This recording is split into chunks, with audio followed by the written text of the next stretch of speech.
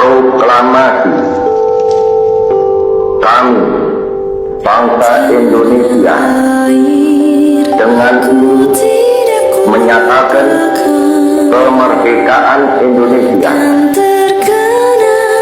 Hal-hal yang mengenai pemindahan kekuasaan dan lain-lain diselenggarakan dengan cara saksama dan dalam tempo yang sesingkat-singkatnya. Indonesia adalah ladang subur bagi kajian politik masa lalu maupun kontemporer.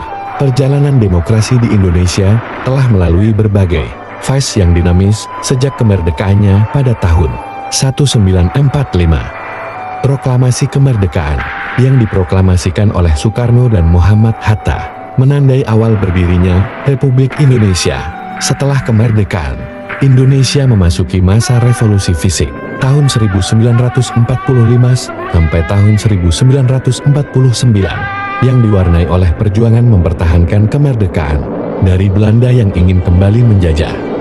Pada periode ini, terjadi berbagai pertempuran dan diplomasi yang akhirnya mengakibatkan pengakuan kedaulatan Indonesia oleh Belanda pada 27 Desember tahun 1949. Pasca pengakuan kedaulatan, Indonesia mengadopsi sistem demokrasi parlementer dengan konstitusi sementara (OUD) tahun 1945 yang digantikan oleh konstitusi RIS dan kemudian UUDS tahun 1950. Sistem ini memberikan kekuasaan yang cukup besar kepada parlemen dan kabinet, sementara presiden berperan sebagai kepala negara simbolis. Namun, ketidakstabilan politik sering terjadi karena seringnya pergantian kabinet dan perbedaan ideologi antar partai politik. Ketidakstabilan politik pada masa demokrasi parlementer mendorong Presiden Soekarno untuk mengeluarkan dekret Presiden 5 Juli tahun 1959 yang kembali memberlakukan OUD tahun 1945 dan mengakhiri demokrasi parlementer. Soekarno kemudian memperkenalkan konsep demokrasi terpimpin, di mana kekuasaan terpusat pada presiden dengan dukungan dari militer dan Partai Komunis Indonesia (PKI).